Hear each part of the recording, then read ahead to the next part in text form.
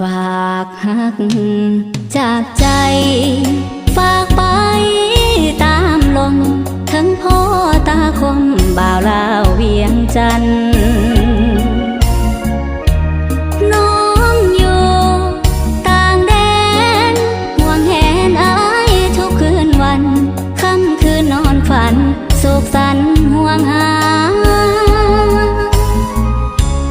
ฝากหักข้ามฟ้ามาหาคนดีทุกๆนาทีน้องปรารถนา